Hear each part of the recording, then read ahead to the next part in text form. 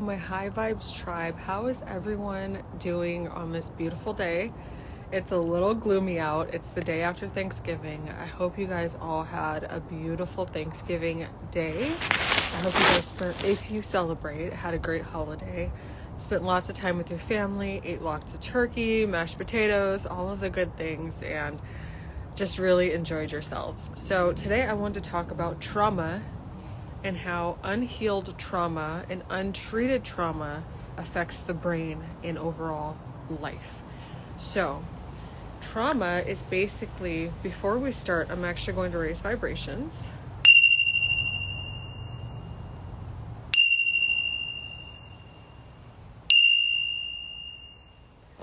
So, it's a beautiful day. I just wanted to raise some vibrations, spread some love and positivity. Before I get into this topic, it can be a little deep, it can be a little touchy, but let's go. So trauma it can be generational, it can be abuse in the form of manipulation, it can be spiritual trauma, physical trauma,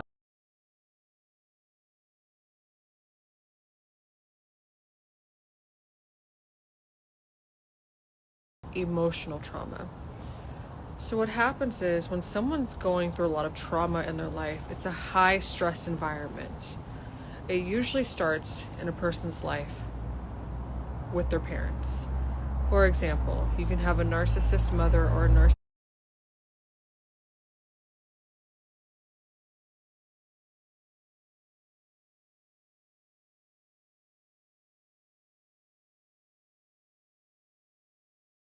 father who is easily stressed out, yells and screams a lot, withholds love, affection, and attention. When a child is young and they grow up in a household that's high stress, high anxiety, high depression, substance abuse, a lot of bickering, arguing, so on and so forth, that can really wear on a child. What happens is the body tends to tighten up and is unable to relax when they're in a high stress environment. If I had to compare it, it's like going to Afghanistan where there's bombs going off all the time. You can literally get PTSD from living in a high stress, high trauma household.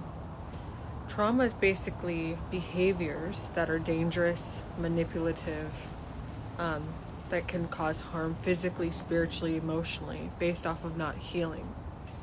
Trauma is usually passed on due to the fact that family members could be addicted to alcohol, addicted to drugs, have abusive personalities, have abusive behaviors.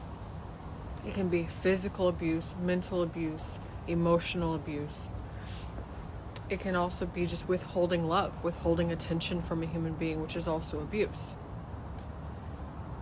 So when a child is growing up in a high stress environment, the only thing they know how to do is to protect themselves. And how they protect themselves is it's almost like getting in a car accident. Before two cars collide, they tend to stiffen up. So what happens is the body becomes very stiff. The body is always under a state of fight or flight. The child they get to a point where they're basically in survival mode because there are one adult or multiple adults around them who are unpredictable, who are dangerous. Children literally grow like another sense, if that makes any sense. I think we have 5 senses, if I'm not mistaken. So they grow like a 6th sense. And it's usually they become extremely empathetic. They become extremely empathetic to where they can feel and almost taste, touch, and sense the environment around them before they even enter a room. They can sense and feel if there are other people around them because they want to stay safe. They want to stay safe. And that's where they become psychic. They become extremely, extremely sensitive to energy, to their environment, where they're able to pick up on energetic shifts. They're able to feel and sense people who are in the same room and maybe not in the same room. Their sensitivity to smell becomes heightened. Their sensitivity to hearing becomes heightened. Their sensitivity to feeling other people's emotions and energy becomes heightened. And it's basically being in a state of fight or flight because they're trying to keep themselves safe. You literally become a superhuman because you're trying to keep yourself safe. Now that's the empathy aspect of it. The other aspect is the narcissist. The narcissist, or a person becomes a narcissist because they're not getting what they need at home.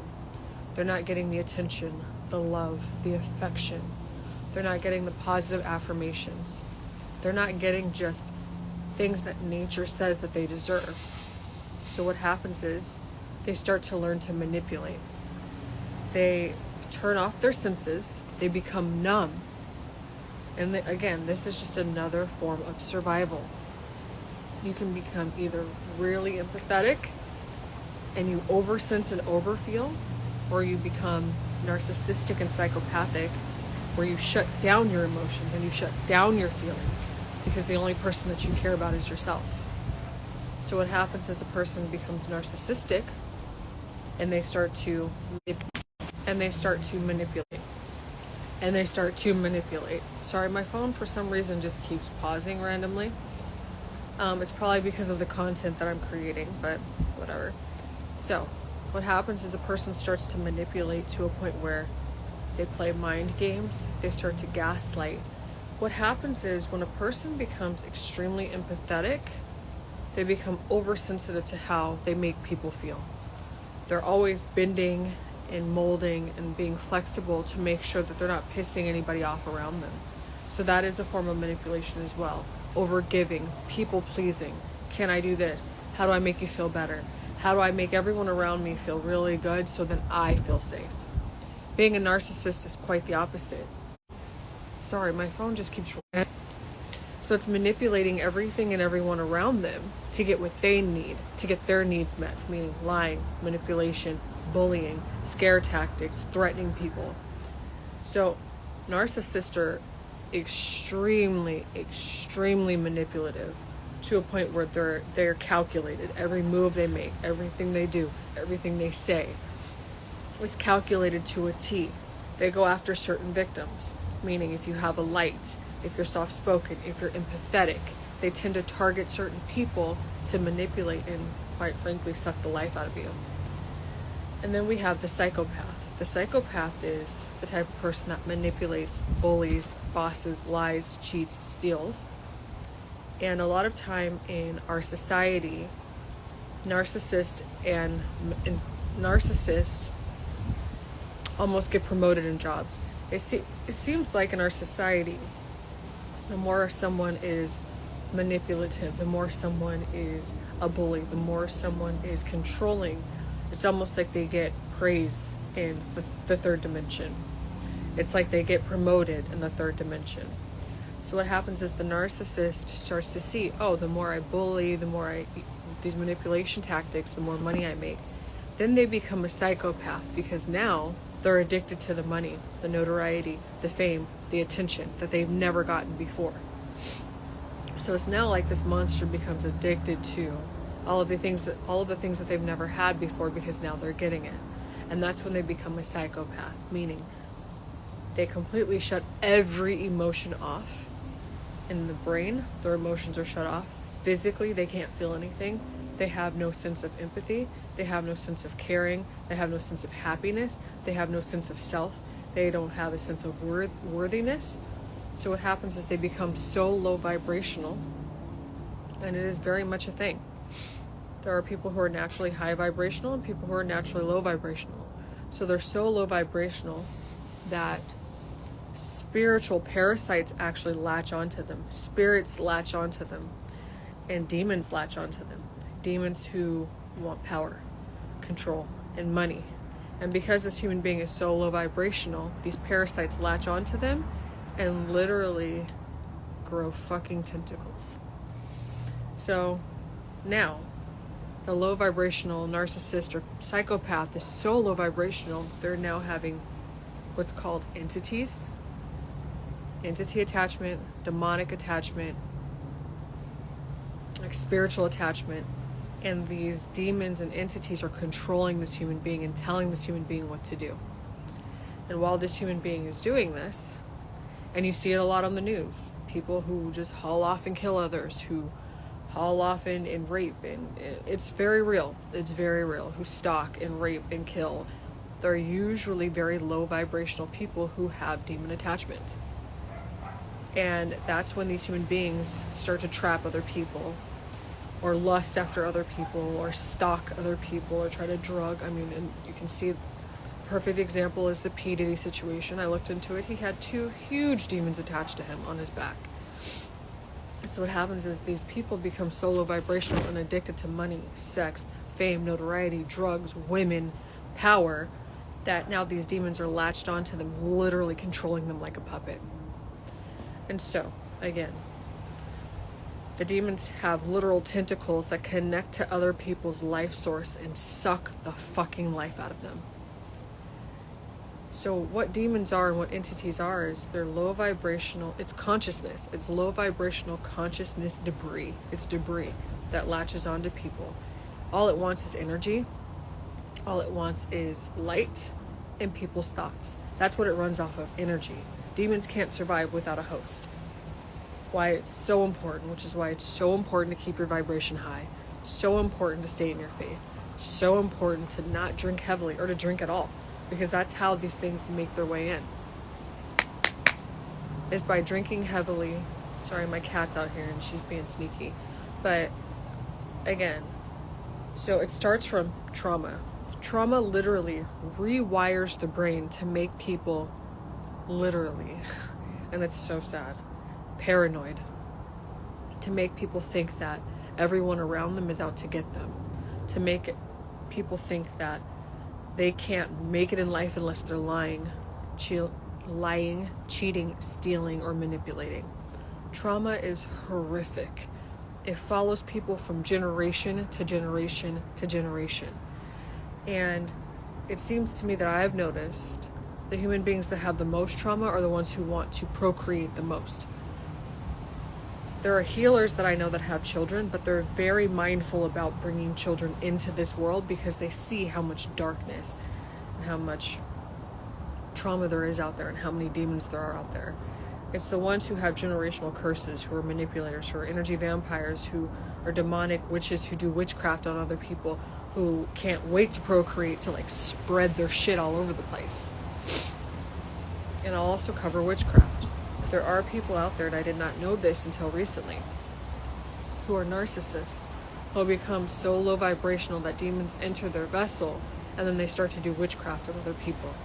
They do witchcraft on other people to harness energy, to try to manifest money, to try to, I guess you could say like steal their sexual or creative energy, to try to control them, to try to lower their vibration to keep them in fear. Now, a normal human being who thinks normally, who is of a decent vibration, who is in their right mind, doesn't go around doing witchcraft on just random ass people.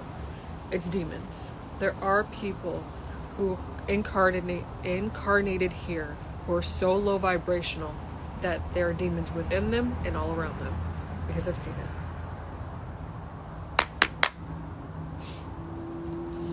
There are people here who their whole generational ancestry is so damaged and so cursed that when they incarnate here, they're literal empty vessels. So, I want to teach you guys how to protect yourselves, how to recognize when someone is a demon, when someone has demons within them and around them controlling them. Because I've never seen it so bad before. And it's from trauma, unhealed trauma. People become desperate. They become low vibrational. And they start doing these things that they should not be doing. And if you're a light worker, then you know that part of our existence and part of our contract and part of the work that we do is, especially twins, that when people get so low vibrational, it gets bad. It gets bad. People become violent. They become angry. They become, destructive. And it's a very real thing. I've seen it. I've seen people break out into fights at work because the vibration was so low. I've seen demons crawling all over walls because the vibration is so low. But when you're connected to the spirit world, you see these things and you can differentiate what it is. So that's when the twin flames and the light workers come in, shining this bright ass light to lift vibrations, because if we don't, it gets really fucking hairy. If you don't, I mean, not to be dramatic, but people die. If you don't, people hurt each other. That's why we have to keep our vibrations high. That's where there's so many people right now waking up to the fact that they are light beings, that they are angels, earth angels, that they are divine, that they are very strong, very capable, very, spiritually gifted human beings. Because we incarnated, there are more light workers waking up right now than there has ever been in the history of the world. Because we incarnated here at this time because we knew we would need it. God knew at this moment, this mass awakening that's going on, and the split in the 3D and 5D, God knew that light workers, twins, earth angels, spirit guides, angels, indigo children, we would be needed more right now than any time ever, because vibrations have gotten so unbelievably low. And so, again, it's so important to keep your vibrations high. It's so important to protect your energy. It's so important to know how to, if someone's casting a spell on you, how to reverse the spell. If someone's binding you to them, how to unbind you to them. Now, when people can't manipulate you to give, for you to give them what they want, they start doing binding spells. They start cursing you and so on and so forth. Anytime someone dabbles in witchcraft, they're dabbling in witchcraft because their vibration is very low and they're operating from a traumatic wound. Again, let me make this very clear. People do witchcraft when they're operating from their trauma. No one does witchcraft on somebody because they're happy. No one does witchcraft on somebody because they want to see other people excel. What happens is, people do witchcraft because they're living in their trauma. In their mind, no matter who you are, in their mind, they think that you're better than them. So they send you a curse to try to ruin your life, to feed their ego. Witchcraft and dark arts is strictly based off of ego. Ego is that voice in the back of the head that lies to you when you see your neighbor drive by with a new Bentley that says, hey, oh gosh, in order for me to be like them, I have to have a Bentley. That's ego. In order for people to like me, I have to have a Bentley. In order for people to want to be around me, I have to have a Bentley. That's an ego, and that ego is lying to you. So when people are doing witchcraft, it's because they're so low vibrational that their higher self, they're cut off completely to their higher self. We all have higher selves. We all came here with a higher self that lives in a higher dimension. But when someone's so low vibrational, they're in a state of fight or flight, they're in a state of survival, and quite frankly, there are demons and dark spirits consuming them that are controlling them. And so when someone's binding and doing witchcraft, it actually lowers their vibration even more. So people who dabble in the dark arts is because they're listening to their ego and they're operating from a wound, a deep wound, whether it's a mother wound, which is narcissistic, whether it's lack of self-esteem, lack of self-worth, whether it's they were bullied in high school and they haven't let it go, so they're punishing everybody else. People do these things to other people to punish those around them because they choose not to heal. So it's not fair, it's not right, and I'm going to teach you how to protect yourself against it. A lot of people are turning to witchcraft and the dark arts and demonic witchcraft because they refuse to heal. But you have to remember that the universe is just a mirror. So you get back what you put out. So a lot of the times people are doing this witchcraft because they don't feel safe. So they're trying to destiny swap with someone else. It doesn't work. It might work for a day. It does not work. And then you also have to remember, when you try to curse somebody else, that energy just comes back. So if someone's trying to curse, so say, I'm just going to make up a name for namesake. If Jill's trying to curse Samantha, Jill will actually get that energy back. It doesn't matter what religion you believe. It doesn't matter what spirituality, if you're spiritual or not. It's called universal law for a reason.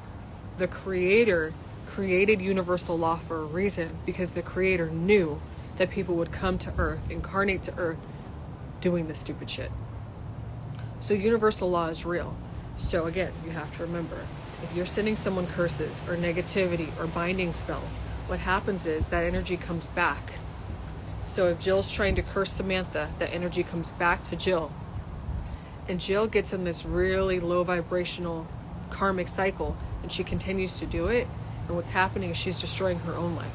She's not destroying Samantha's life. She's destroying her own life. Because again, the universe is just a mirror. You get back what you put out. So then they become lower and lower and lower vibrational. They become angry and they're like, oh, well, Samantha must be doing something to me. It has to be Samantha. No, Jill, it's you. You're ruining your own life.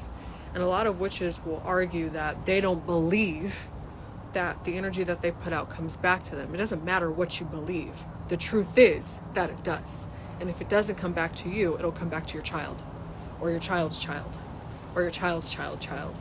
That's called generational curses. So every time someone puts out negative energy, or a curse, or a hex, or a spell, they think, oh, it doesn't come back. It does. And what's happening is you're literally cursing your own lineage, which is why they're called generational curses. They follow you for generations. So a lot of people are turning to witchcraft and the dark arts because they think, oh, I'm going to get a fast, a check out of it. I'm going to manifest some money. Like I'm going to, do this to this person because they have light and I'm going to get some money from me. Yeah, you might get $10, $20, $50, but you're also cursing your own children and your children's children and your children's children. And when you incarnate back into that same lineage, because you probably will, guess what? That curse that you cursed someone with a lifetime ago or 2 lifetimes ago or 3 lifetimes ago is going to be right behind you, following you. So what happens is you're literally screwing up your life for lifetimes. So I don't suggest that people do witchcraft. They're going to do what they want to do simply because witchcraft is based off of ego. It's feeding the ego. It's feeding the monster. It's feeding the addiction. It's feeding the voices. It's feeding the demons that are connected to them. And in the moment they might feel like, oh my gosh, I'm doing something. You're not. What it is that demon is actually siphoning even more energy from you. It's controlling you even more. It's taking more of your life and your freedom away. And a lot of people feel like, oh, well, I haven't seen anything. Like, I've done all these curses on people and like none of the energies come back. My life is fine. I haven't seen it. Doesn't mean that you won't. It could take 20 years, 30 years. I've seen karma take up to 30 years to hit somebody. And when it hit them, they lost everything. I've seen people who've done shit to me in high school. Keep in mind, I graduated over 20 years ago. And now they're starting to get their karma. 20 years later, they're getting their karma. And they're losing everything.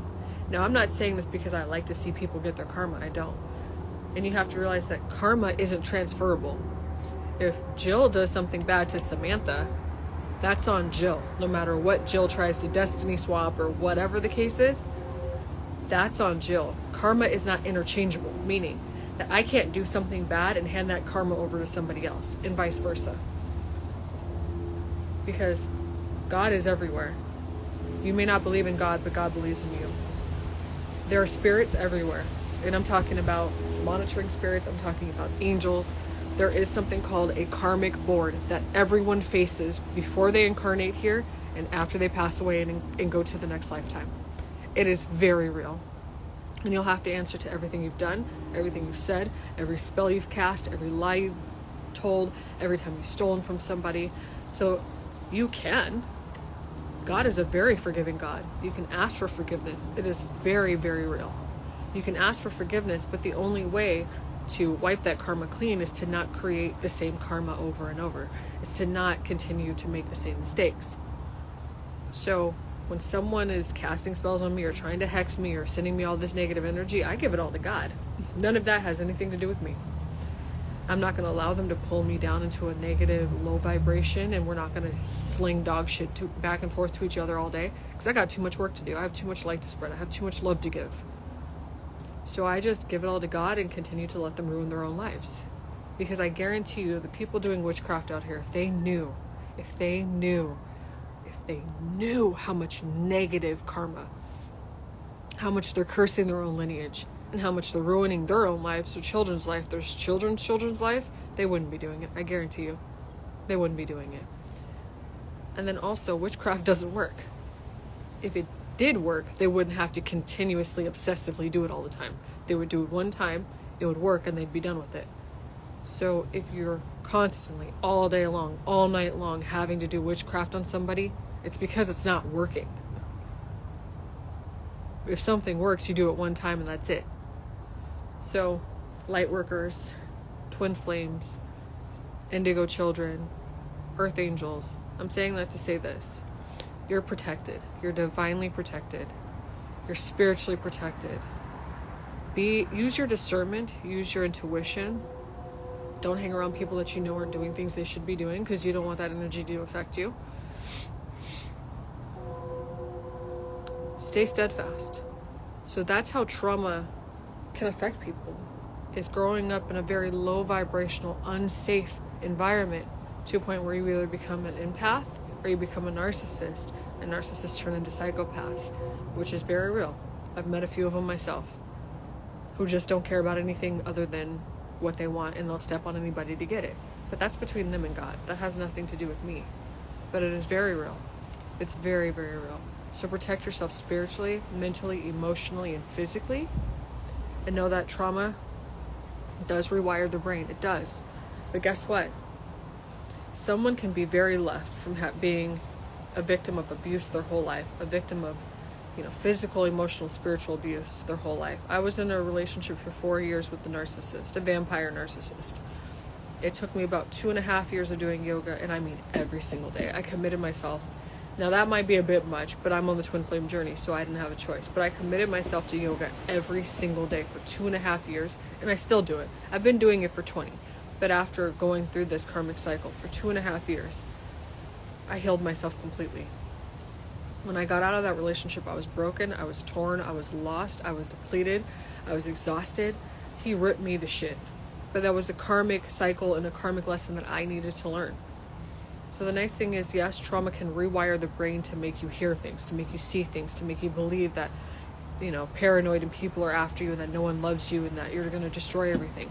But doing yoga and chanting and mudras and mantras and positive affirmations and committing yourself to it will open up the gateways to heaven. Literally, open up the gateways to heaven. When you decide you want to heal, when you decide you want to be a better person, when you decide that you want to give your life to healing, everything changes. It doesn't matter who you are, how much abuse you've been through. Even a narcissist can turn into someone who is kind, someone who's loving and caring. It's a matter of just facing your own demons, facing yourself, taking responsibility and accountability, and doing the work. It takes time. It took me 5 years to learn to meditate, but when I did, my whole life changed. When I decided to start doing yoga on a regular basis, it rewired my brain to be optimistic and see the positive in life. And now I'm a master manifester. Now all of my chakras are aligned and I'm psychic. And people think that they can take that from a person. It's not possible. And there are consequences for those who try. But there are so many people who are spontaneously waking up, whether they like it or not. You're going through spiritual awakenings. You're going to have Kundalini because that's your path. So I'm going to teach you how to protect yourself. I'm going to teach you how to use your discernment. I'm going to teach you how to realize if someone is doing witchcraft on you, if someone is astral projecting into your room, if someone is trying to hurt you or tried to, destiny swap with you, or if someone's a narcissist. Just how to protect yourself. I'll teach you how to manifest. I'll teach you how to read tarot. I'll teach you how to manifest the love of your dreams, the life of your dreams, the career of your dreams, everything, you guys, everything. So, again, you can absolutely heal from trauma. You can absolutely become the person that you've always dreamt of, even if you've gone through a life of trauma. Because I have. My mom was a narcissist. My dad is a narcissist. My sister is a narcissist. And I made it out. It's a choice, you guys. It's a choice that you make every single day. It is. It's easy to be upset with the world. It's easy to not take responsibility and blame. But it's better to do the healing, because the life and the gifts and what you get on the other side is so worth it. Not only are you healing yourself, you're healing your lineage. You're healing the future generations to come. So worth it. I love you guys. Namaste. I hope you had a great Thanksgiving. I hope you continue to have a beautiful rest of the weekend. If you have any questions, any kind of intuitive readings that you want, if you feel like you may be under spiritual attack, if you feel like someone's binding you, if someone's done a love spell on you, if you want to learn how to manifest money, if you have family issues, narcissistic family issues, or toxic environments, and you need to learn how to navigate that, or if you're an empath going through spiritual awakenings and you need to learn how to ground yourself or deal with the anxiety that comes with it, I'm here to help you guys. And you guys can email me at goddessshay, and I'll link it in the description box below, goddessshay@gmail.com. I love you all so much. I'm so grateful for you. Namaste, namaste, namaste. Take care.